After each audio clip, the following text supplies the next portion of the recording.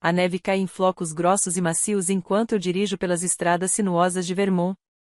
Cada curva me leva mais longe de Boston, dos relatórios trimestrais e das emergências de clientes, do constante som das notificações que dominaram minha vida nos últimos 3 meses.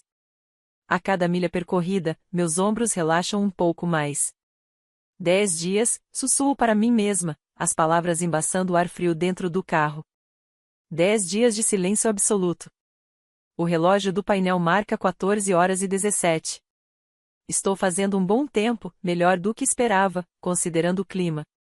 Minha cabana está a apenas 20 minutos de distância, meu refúgio, minha recompensa por anos de economia cuidadosa e horas extras.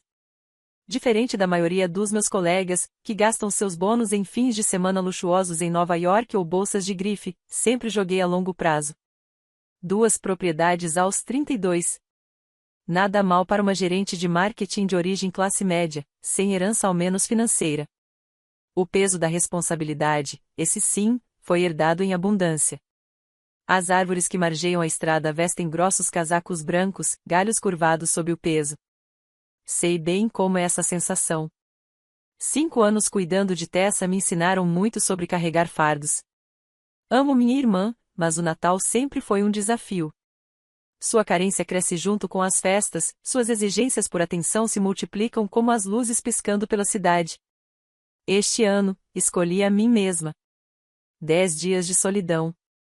Tessa fez biquinho quando contei meus planos. Mas ela já tem 26 anos. Tem Derek. Não precisa que eu fiscalize sua lista de presentes ou receba seus amigos para coquetéis na véspera de Natal. A cabana surge na última curva, aninhada contra a encosta como uma cena de cartão postal. Meus dedos apertam o volante quando vejo, na entrada circular, não um, mas 2 veículos, o Jeep vermelho cereja de Tessa e uma caminhonete coberta de lama que não reconheço. O quê? Meu primeiro pensamento é um arrombamento. O segundo, que algo aconteceu com Tessa. Alguma emergência que a trouxe até aqui. Meu coração dispara enquanto estaciono atrás do Jeep e pego o celular, pronta para ligar para a polícia se necessário. As janelas da cabana emanam uma luz quente. Música atravessa as paredes, não o jazz suave que deixei tocando na última visita, mas músicas de Natal em volume de festa. Avanço pela neve que me cobre os tornozelos até o alpendre, chave na mão, embora eu já suspeite que não vou precisar dela. Quando giro a maçaneta, a porta se abre para revelar uma cena tão absurda que por um instante acho que entrei na cabana errada. Uma árvore de Natal, não o meu pinheiro elegante com luzes brancas e enfeites prateados, mas um enorme abeto coberto de bolas coloridas berrantes domina o canto ao lado da lareira. Guirlandas se espalham por todas as superfícies. Velas aromáticas queimam na mesa de centro, espalhando uma mistura sufocante de canela e pinho. E pessoas. Muitas pessoas. Estranhos esparramados nos meus móveis, bebendo nas taças de cristal que dei para Tessa no último Natal. Um casal de meia-idade ocupa minha poltrona de leitura. 3 jovens se amontoam na ilha da cozinha, misturando drinks na tigela de ponche da vovó. No centro de tudo está Tessa, o cabelo loiro preso num coque elaborado, usando um suéter vermelho que reconheço do meu próprio armário. Ao lado dela, Derek ri com um homem de maxilar quadrado e entradas pronunciadas, seu pai, imagino. O riso morre no instante em que a porta se fecha atrás de mim. Cabeças se viram. Copos param a meio caminho da boca. A música natalina continua tocando, um pano de fundo absurdo para aquele silêncio congelado. Meus olhos vão direto para a lareira onde deveria estar a foto dos nossos pais. Em vez disso, um retrato emoldurado da família de Derek sorri para mim. Mamãe e papai foram relegados a uma mesinha lateral, parcialmente escondidos por uma poinsettia. Ah! A voz de Tessa quebra o silêncio. Seus olhos se arregalam ao me ver, mas não há surpresa. Nem culpa. Você chegou cedo. Achei que fosse para algum lugar mais chique. Nova York, talvez Aspen. O cômodo continua mudo. Derek muda o peso de um pé para o outro, olhando para o chão. Enfim, continua Tessa, com aquele tom passivo-agressivo que domina desde criança, que bom que você voltou para nossa cabana. Nossa cabana. As palavras me atingem como um soco. Olho ao redor com mais atenção às malas empilhadas no canto, correspondências espalhadas na mesa de entrada, o casaco de Derek pendurado no gancho que sempre segurou o meu. Isso não é uma festa. Há alguém vivendo na minha casa. Uma lembrança aflora. Meu 10º aniversário, cancelado porque Tessa pegou um resfriado. Nada sério, apenas o suficiente para minha mãe decidir que minha festa poderia esperar. Ela nunca aconteceu.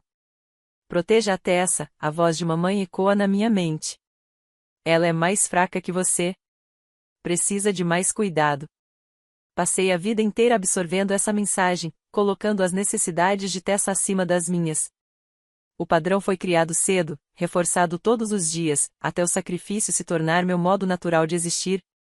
Mas agora, parada aqui, vendo estranhos à vontade no espaço que criei para mim mesma, algo muda dentro de mim. Uma rachadura se forma na fundação de obrigações sobre a qual construí minha vida. Pela primeira vez, me pergunto se a proteger virou a permitir. Se o cuidado se transformou em algo doentio para nós duas. A música continua. Tessa me observa, o desafio brilhando nos olhos. Fico na soleira da minha própria casa, sem saber se devo entrar ou recuar. O som natalino ainda ecoa enquanto todos me encaram. O silêncio entre nós se estende como caramelo, doces expectativas azedando com o tempo. Minhas unhas cravam nas palmas das mãos, me ancorando contra a tempestade que cresce por dentro. Os olhos de Tessa se estreitam, provocando-me a fazer uma cena. Ela espera isso: o sermão, o grito, o drama.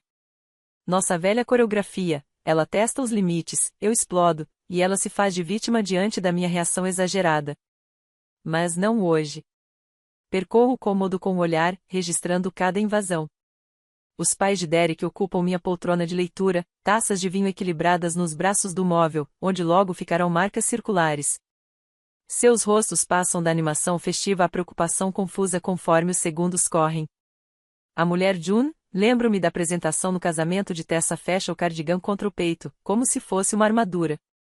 Nós não sabíamos, gagueja June, olhando de Tessa para mim. Tessa disse que você tinha permitido, que queria que usássemos a cabana nas festas.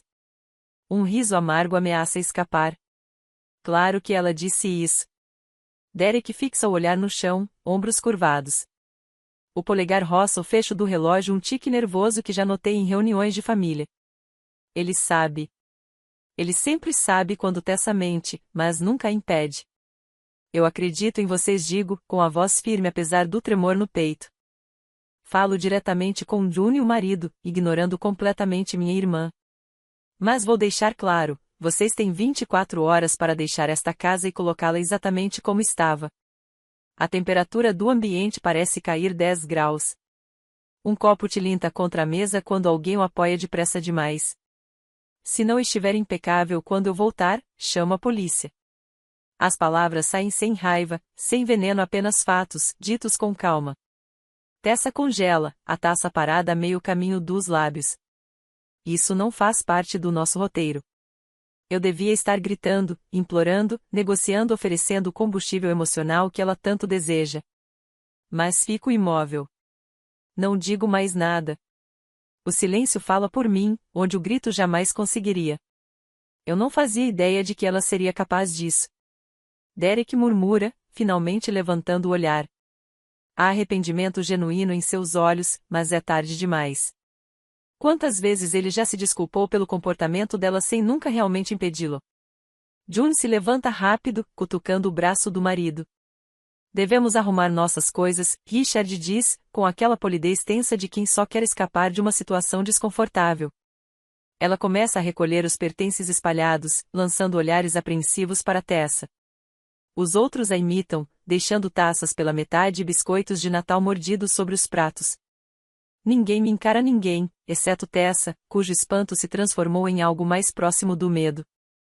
Ela percebeu que, desta vez, eu não estou blefando. Não reajo. Nenhuma discussão, nenhuma explicação, nenhuma chance para ela transformar tudo em mais uma história sobre meu controle. Simplesmente me viro, fecho a porta suavemente atrás de mim e caminho até o carro. A neve cai em flocos grossos, prendendo-se ao meu cabelo e derretendo sobre minha pele quente. Cada passo na brancura crescente é deliberado. Cerimonial, quase. Atrás de mim fica a cabana que comprei após 3 anos de jornadas de 60 horas semanais. À frente, um futuro onde, pela primeira vez, coloco a mim mesma em primeiro lugar. Dirijo sem olhar para trás, observando pelo retrovisor o brilho da cabana desaparecer. Os limpadores do para-brisa batem num ritmo constante enquanto desço as estradas da montanha, cada curva me afastando de uma vida inteira de permissões. 2 horas depois, estaciono diante de um pequeno motel de beira de estrada, o letreiro de Anvagazan piscando contra o céu escurecido. O quarto é simples, mas limpo nada como minha cabana cuidadosamente decorada, e ainda assim um refúgio. Faço um café instantâneo da bandeja de cortesia e me sento à janela, observando os flocos girarem sob a luz do poste. A raiva arde intensa no início, pensamentos disparando por tudo que me foi tomado não apenas o espaço, mas anos de entrega sem limites. Conforme a meia-noite se aproxima, o fogo vira brasa, e o cansaço toma conta. Ao amanhecer, algo novo surge das cinzas, clareza. Isso não é sobre eles tomarem minha casa, murmuro para meu reflexo na janela embaçada. É sobre eles acreditarem que eu nunca os impediria. O vapor do café embaça o vidro enquanto faço um inventário mental de todas as vezes em que passei dos limites por Tessa, o apartamento em Burlington, onde paguei metade do aluguel por 3 anos enquanto ela se encontrava, os financiamentos de carro que assinei junto, mesmo sabendo de seu histórico de crédito duvidoso e de sua mania de priorizar viagens em vez de parcelas, a reputação profissional que usei para ajudar os pais de Derek a conseguir uma hipoteca depois da falência. O padrão se revela com clareza dolorosa. Minha promessa de proteger Tessa, feita no funeral de nossos pais, se transformou em correntes me prendendo à obrigação de sempre dar, e a ela, a de sempre receber. O que começou como responsabilidade virou algo feio, distorcido. Lembro do olhar de Tessa ao dizer a nossa cabana. Não era gratidão. Nem mesmo soberba. Era algo mais sombrio, ressentimento. Como se cada gesto meu fosse uma lembrança da dependência que ela despreza, mas da qual não sabe escapar. Pela primeira vez, vejo como minha proteção se tornou sua prisão e meu sacrifício, sua sentença. Estamos presas em papéis que nenhuma de nós escolheu, mas ambas mantivemos vivos. O café esfria nas minhas mãos enquanto a neve continua a cair, cobrindo tudo de branco. Amanhã voltarei à cabana, sem saber se eles terão obedecido ou provocado algo pior. Mas, aconteça o que acontecer, algo essencial mudou. A corrente se quebrou. Quer Tessa perceba ou não, tudo mudou. Na manhã seguinte, o celular vibra na mesa de cabeceira, arrancando-me de um sono profundo. Aperto os olhos para enxergar a tela, a luz filtrando pelas janelas da cabana tornando difícil ler a mensagem de Tessa. Fomos embora. A cabana está limpa. Me desculpe. Sento-me, desperta de repente. A cabana parece diferente, mais quieta, mais vazia. Coloco o roupão e caminho até a sala, pronta para encarar o que sobrou do furacão Tessa. O que encontro me faz parar no meio do caminho. A cabana brilha de tão limpa, nenhuma almofada fora do lugar, nenhum grão de poeira sobre a mesa de centro. Até as bancadas da cozinha reluzem, como se tivessem sido polidas várias vezes. As decorações de Natal que Tessa e a família de Derek haviam espalhado por todo o canto desapareceram. A árvore chamativa sumiu. Acima da lareira, a foto dos meus pais voltou ao lugar de direito.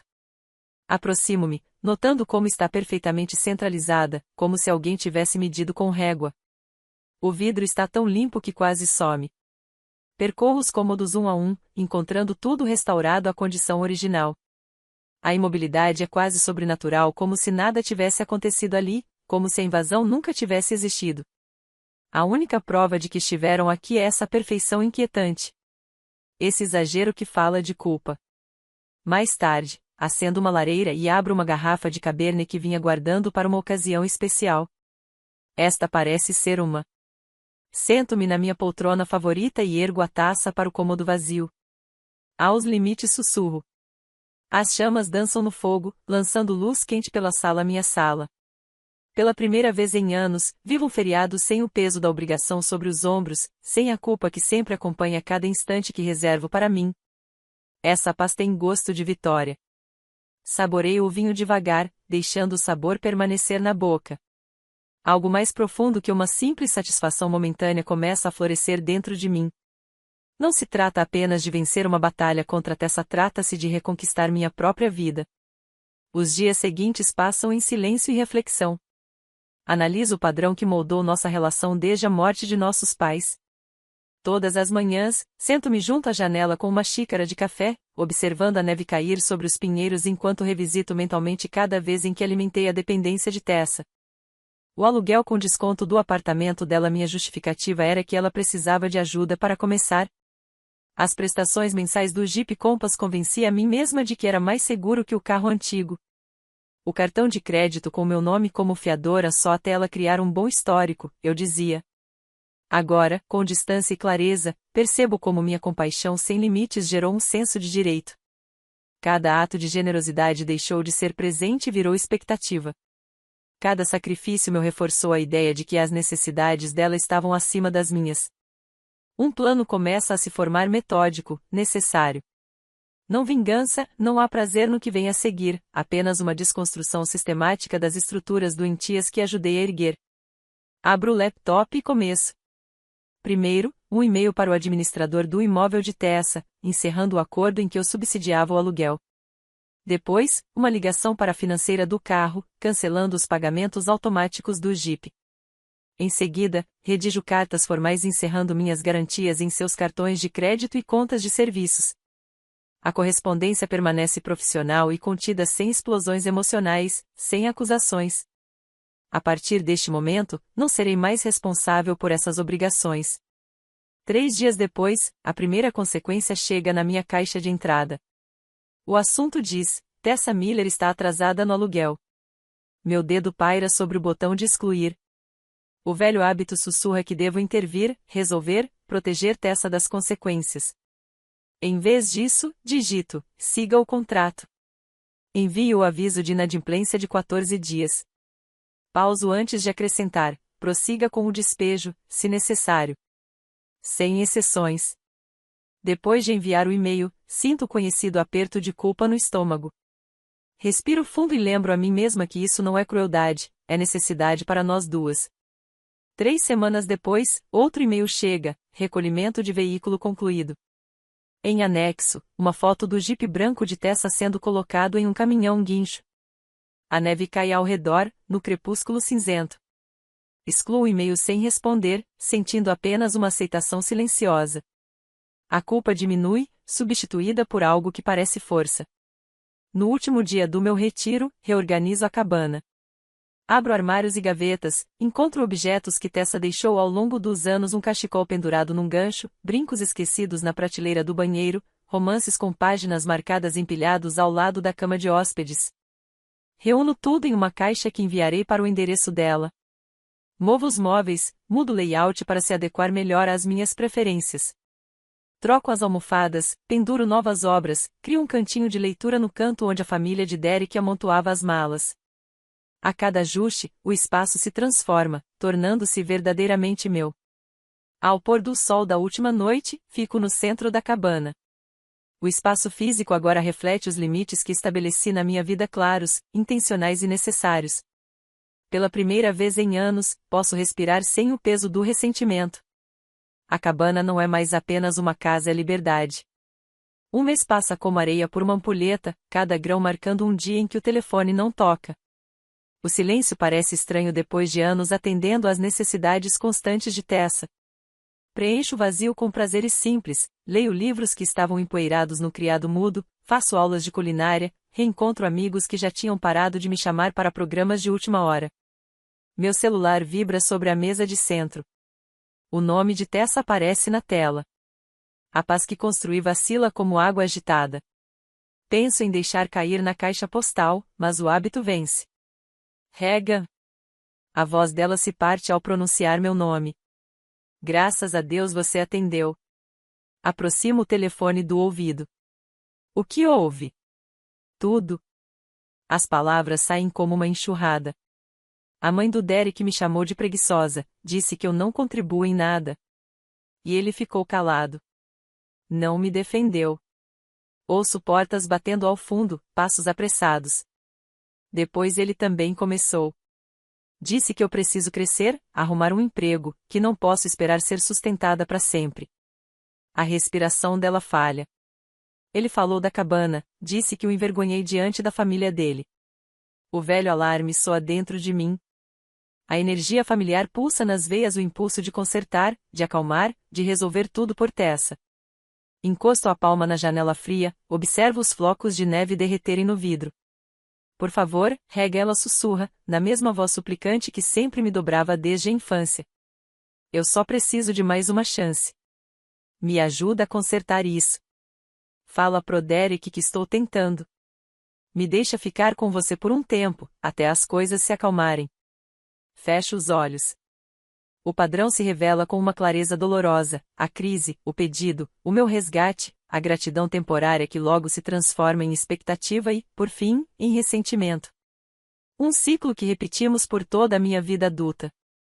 Você tem 31 anos, Tessa. As palavras saem calmas, firmes, até me surpreendem. Eu não sou sua mãe. O silêncio crepita entre nós. O que isso quer dizer? A defensiva já aparece na voz dela. Quer dizer que eu não posso consertar o seu casamento. Nem a sua relação com a família do Derek. Respiro fundo. Você precisa assumir a responsabilidade pela própria vida. Não há sermão. Nem lista de conselhos. Só a verdade, finalmente dita em voz alta. O silêncio se prolonga a ponto de eu pensar que a ligação caiu. Então a voz de Tessa volta, transformada em algo cortante e frágil: você arruinou tudo. As palavras explodem no alto-falante. Se não fosse por você, minha vida não estaria assim. Afasto o telefone do ouvido enquanto ela continua. Você sempre acha que sabe mais que todo mundo. É culpa sua eu nunca ter aprendido a lidar com as coisas. Você me deixou dependente, e agora quer me abandonar justamente quando mais preciso. Por trás das acusações, escuto sons de gavetas sendo abertas, objetos batendo nas paredes, uma casa se desfazendo. Não culpe sua irmã, Tessa. Você fez isso sozinha. A voz de Derek me surpreende, eu nem sabia que ele estava ouvindo. Fica fora disso. Ela grita, a voz se afastando, como se tivesse virado o rosto. Não, chega de ficar fora disso, ele responde, firme. Sua irmã tem razão. Você é uma mulher adulta, mas age como uma adolescente esperando que alguém limpe a bagunça por você. A discussão deles cresce, as palavras se atropelam como pedras rolando numa encosta. Algo se quebra, vidro estilhaçado contra uma superfície dura. Olha o que você me fez fazer! Grita Tessa. Outros ruídos seguem, acompanhados pelas exigências de Derek para que ela pare de destruir o que não lhe pertence. Eu escuto, sem intervir e sem desligar. Essa não é a tempestade que me cabe enfrentar. A ligação cai de repente. O silêncio que se instala é denso, carregado de anos de expectativas finalmente liberadas. Coloco o telefone sobre a mesa ao meu lado. Nenhuma vontade surge de ligar de volta, de confirmar se Tessa está bem, de tentar consertar as coisas. Em vez disso, solto o ar devagar, sentindo os últimos fios da responsabilidade mal direcionada se desfazerem dos meus ombros. Tudo desabou naturalmente, sem que eu precisasse orquestrar nada. O peso das consequências pertence apenas a Tessa, como sempre deveria ter sido. Um alívio me invade não por desejar que ela sofra, mas por finalmente não precisar impedir o inevitável. 3 semanas depois, recebo as notícias por Mark, um amigo em comum da nossa cidade natal. Derek pediu o divórcio. Tessa perdeu o apartamento quando os pais dele, donos do imóvel, pediram que ela saísse. O carro que ela dirigia pertencia à empresa de Derek. Sua reputação no círculo social deles está em ruínas, após um escândalo público em um restaurante, diante de vários conhecidos. Não sinto satisfação com o sofrimento dela. Cada nova revelação chega sem o gosto de vingança que muitos esperariam. O que sinto é aceitação silenciosa. Às vezes, é preciso tocar o fundo do poço para encontrar a própria força. O inverno começa a perder o domínio sobre Boston. Março traz um ar mais ameno e brotos tímidos nas árvores da minha rua. As estações mudam e nós também, quer queiramos ou não. Quando o último resto de neve derrete nos cantos sombreados do quintal, o telefone toca novamente. O nome de Tessa aparece na tela, um teste para os limites que aprendi a traçar. Desta vez, atendo sem medo. Reiga, a voz dela treme, mas de um jeito diferente. Mais humilde.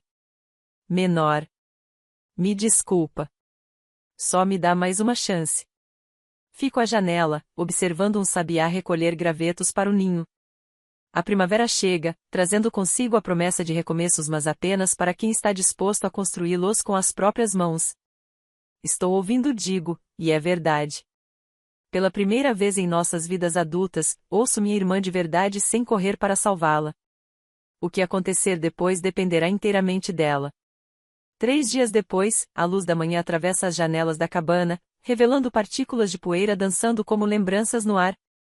Sento-me no banco da janela, vendo os flocos de neve derreterem das beiradas do telhado, cada um se rendendo ao degelo inevitável.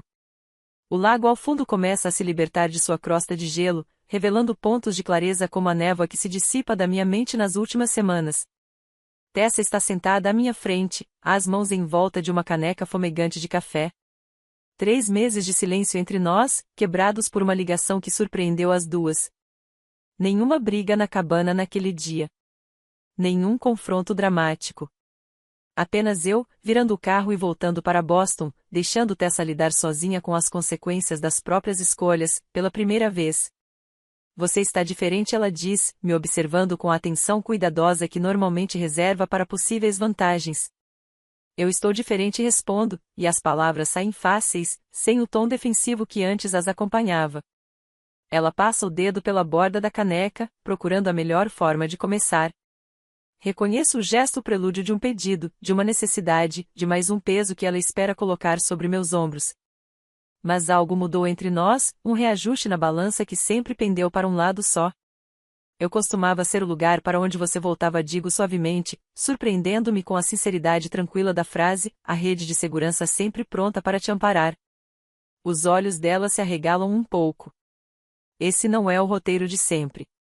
Agora você precisa ficar de pé sozinha. Sustento o olhar dela, firme, mas com gentileza. No dia em que conseguir fazer isso, serei a primeira a me orgulhar de você. O silêncio que se instala entre nós não é o da tensão ou do ressentimento contido, mas algo mais próximo do respeito. Pela primeira vez, permitimos que o momento respire, reconhecendo o que se perdeu e o que ainda pode ser encontrado. Levanto-me e vou até a cozinha, retornando com a garrafa de Pinot Noir que eu vinha guardando. Não como muleta desta vez, mas como símbolo. Sirvo 2 taças e entrego uma a Tessa. O que estamos comemorando? Ela pergunta, o cansaço evidente na voz. A liberdade, respondo. A sua e a minha. Bebemos o vinho enquanto observamos as últimas gotas de neve derreterem das beiradas do telhado, desaparecendo na terra que desperta abaixo. Mais tarde, quando Tessa se prepara para ir embora, percebo que algo profundo se assentou dentro de mim, no lugar onde antes habitava a culpa. A compreensão de que o amor não termina, ele se transforma. Evoluí além da codependência, tornando-se algo mais saudável. A liberdade que dei a Tessa e a mim mesma talvez seja a forma mais alta de respeito que eu poderia oferecer a qualquer uma de nós. A revelação pousa sobre mim com suavidade. Às vezes, ajudar significa justamente não ajudar. O peso da responsabilidade que carrego desde a morte dos nossos pais não desapareceu, mas mudou de lugar, agora repousa sobre ombros mais preparados, os dela. O alívio toma o espaço da culpa, fluindo por mim como o degelo após o inverno mais longo. Na segunda-feira seguinte, ao voltar ao trabalho, Janete percebe na hora. Você parece diferente, diz, ecoando a observação de Tessa enquanto nos preparamos para a reunião da manhã. Mais presente. Sorriu, organizando minhas anotações com uma confiança nova, mas curiosamente familiar, como reencontrar uma parte de mim há muito esquecida. Estabeleci alguns limites. Fizeram bem a você, ela comenta, parando à porta da sala de reuniões. Ah, Parker quer falar com você depois. Algo sobre a conta da Vestridge. A conta Vestridge, nosso maior cliente, normalmente gerenciado apenas por executivos seniores. Meu coração acelera enquanto tomo meu lugar à mesa. 2 horas depois, estou no escritório de Parker ouvindo a proposta de promoção que antes parecia impossível, quando eu ainda tentava equilibrar as crises constantes de Tessa. Sua apresentação do mês passado foi decisiva, ele explica. Aquela firmeza, aquela clareza de visão, é exatamente o que a Vestridge procura. Meus colegas percebem a mudança na postura, na autoridade. Convites para almoço se multiplicam. Projetos colaborativos, antes cansativos, agora despertam criatividade. O sucesso já não é sufocado por dramas familiares que me esperavam na caixa de entrada ou na secretária eletrônica. Começo a me reaproximar de amigos que deixei de lado durante os anos Tessa. Um café com Marlene se transforma em um jantar com ela e o marido. Um fim de semana de trilha com minha colega de faculdade, Julie, me mostra o quanto senti falta dessas conexões baseadas em respeito mútuo, não em obrigação. Eu me preocupava com você, Julie admite, enquanto descansamos em um tronco caído, garrafas d'água nas mãos. Você tinha desaparecido dentro dos problemas da Tessa. Era como assistir alguém se afogar em câmera lenta. A honestidade dói, mas não da forma que doía antes. Achei que estava sendo forte, digo a Julie, cuidando de todo mundo. E agora? Ela pergunta. Agora sei que força não é carregar tudo. É saber o que realmente cabe a você carregar. Construímos uma família escolhida, além das obrigações de sangue. Pessoas que querem a minha presença, não o meu resgate. O e-mail da Tessa chega 3 meses depois da nossa conversa na cabana. Sem linha de assunto dramática, sem apelo urgente, apenas o nome dela na minha caixa de entrada, numa tarde de terça-feira. Leio entre uma reunião e outra, preparada para a manipulação de sempre. Mas, em vez disso, encontro uma simples atualização, um novo emprego, a busca por um apartamento. Sem pedidos, sem chantagem emocional, os primeiros sinais de uma independência genuína surgindo das cinzas dos nossos velhos padrões. Minha resposta é cuidadosa, ponderada. Sugiro um café na semana seguinte, com limites claros, 2 horas no sábado à tarde, na cafeteria perto do novo trabalho dela. Um reinício de relação, 2 adultas se encontrando como iguais, sem a sombra do papel de cuidadora pairando sobre nós. Ao apertar a enviar, reconheço a emoção que cresce no meu peito. Esperança sem o peso da expectativa. Esperança sem a carga da responsabilidade. Apenas esperança, em pé por si mesma, assim como Tessa precisa estar agora. E, como os últimos flocos de neve derretendo das beiradas da minha cabana, os resquícios do nosso vínculo doentio se dissolvem, abrindo espaço para algo novo florescer. 6 meses transformaram a cabana além do que eu poderia imaginar. Passo os dedos pelo painel do novo sistema de segurança, apreciando como ele se integra perfeitamente à madeira rústica das paredes. Os sensores de movimento lá fora me trazem tranquilidade, sem transformar o lugar em uma fortaleza. Equilíbrio é isso que finalmente encontrei. A invasão não deixou vestígios físicos. Tudo que a família de Derek tocou foi limpo, substituído ou reorganizado conforme minhas preferências, não por obrigação. Na lareira, a foto dos meus pais ocupa o centro, ladeada por retratos que despertam alegria.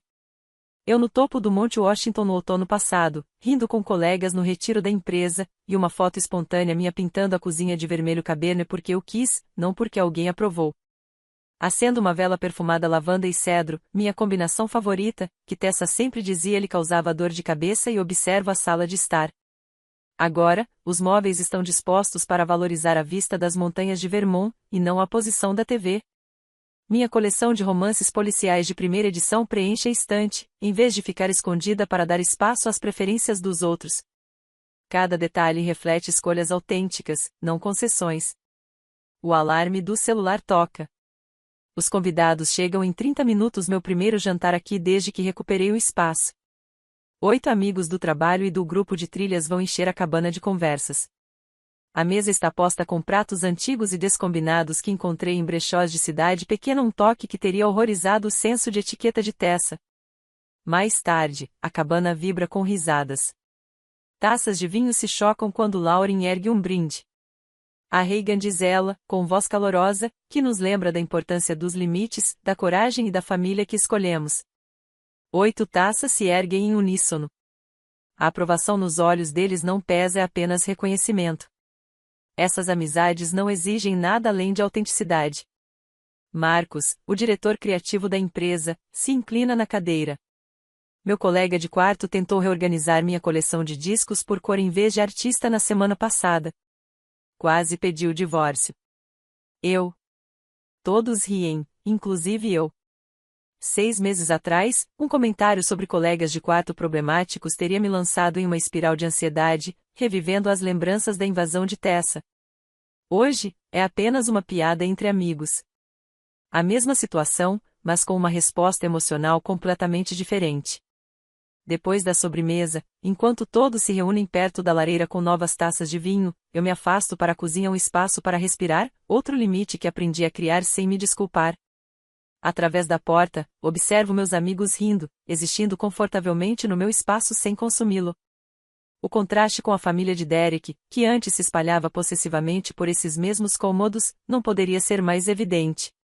Na manhã seguinte, com a cabana em silêncio, abro meu diário de capa de couro no deck ensolarado. O ar da primavera traz o aroma de pinho e de novas possibilidades. Escrevo: amar não exige o sacrifício de si mesmo. O maior presente que me dei foi a permissão para existir plenamente, sem pedir desculpas ou me comprimir. Já não sou definida por ser a irmã mais velha de Tessa, por carregar o peso emocional de todos, por me diminuir para que outros se sintam maiores. A caneta desliza com leveza pela página, registrando a verdade que finalmente abracei. Por décadas, responsabilidade significava abandonar minhas próprias necessidades pelos outros. A terapia transformou completamente essa visão, mostrando que a verdadeira responsabilidade começa com o autocuidado, se estende aos limites e, só então, alcança os demais. O telefone da cabana toca. Atendo sem verificar o identificador de chamadas, outro sinal de progresso. Reiga. Aqui é o Dr. Norris, confirmando nossa sessão na próxima terça. Estou ansiosa, doutor, respondo, e é verdade. A terapia semanal se tornou um momento sagrado, e não mais um segredo vergonhoso.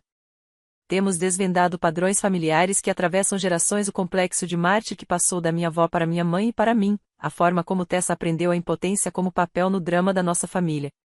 O trabalho floresceu sem as distrações emocionais. Minha promoção no mês passado veio, em parte, porque parei de me oferecer para todo projeto em crise e passei a focar em contribuições de qualidade dentro de horários razoáveis. Dizer não abriu espaço para cinza mais profundos. Novas amizades substituíram as conexões desgastantes que antes enchiam minha agenda. Qualidade acima de quantidade, outra lição conquistada com esforço. Cada relação agora se apoia em respeito mútuo, e não na areia movediça da obrigação. 2 semanas depois, na copa do escritório, Kelly, uma assistente júnior de marketing, se aproxima com cautela. Você tem 1 minuto? Pergunta, segurando a caneca de café como um escudo. Sentamos à pequena mesa perto da janela. Ela explica sua situação. Os pais insistem em jantares familiares todos os domingos, embora seu parceiro se sinta cada vez mais desconfortável, e a culpa sufoca cada vez que pensa em recusar. Você parece tão equilibrada, diz ela. Como se soubesse exatamente onde estão seus limites. A ironia me faz sorrir. Isso é bem recente, confesso. 6 meses atrás, encontrei minha irmã morando na minha casa de férias, sem permissão. Os olhos de Kelly se arregalam. O que você fez? Algo que eu deveria ter feito anos atrás. Percebi que posso amar as pessoas à distância. Distância física, emocional, qualquer uma que seja necessária para manter a saúde. As palavras não vêm de orgulho ferido, mas de uma sabedoria conquistada com esforço. Às vezes, o gesto mais gentil que se pode oferecer é dizer não. Ela sente lentamente, absorvendo o sentido. Era exatamente isso que eu precisava ouvir. Mais tarde, naquela noite, meu celular vibra com uma mensagem. O nome de Tessa aparece na tela e, pela primeira vez, não desperta mais em mim o instinto de luta ou fuga. Oi, estou pensando em fazer alguns cursos online. O colégio comunitário tem um programa de negócios. Você poderia dar uma olhada na lista quando tiver um tempo? Sem pressa. Leio 2 vezes, notando que não está ali, exigências, chantagens, urgência. O pedido é simples, razoável, e demonstra respeito pelo meu tempo. Deixo o telefone de lado, prometendo a mim mesma que vou responder com calma amanhã, em vez de largar tudo imediatamente. Talvez as sementes de uma relação mais saudável estejam começando a brotar. Não é garantido, mas é possível. De qualquer forma, estou preparada, capaz de me aproximar ou me afastar conforme necessário. O pôr do sol de Vermont pinta as montanhas em tons de âmbar e rosa enquanto me acomodo na cadeira Adirondack do deck. O diário aberto no colo, uma taça de Cabernet na mão. Escrevo a última reflexão do dia: o amor permanece. Os limites apenas mostram onde ele começa e termina. Um toque distante ecoa pela porta aberta atrás de mim. Meu pulso permanece estável, a respiração tranquila. Qualquer crise ou conexão que me espere naquela ligação pode esperar até que eu esteja pronta para atender. A ansiedade que antes me fazia reagir de imediato se transformou em uma calma silenciosa. A paz que sinto não é a ausência de conflito, é a presença da inteireza. E você? Já precisou escolher entre agradar a família e se proteger? O que aprendeu com isso? Compartilhe sua experiência nos comentários abaixo.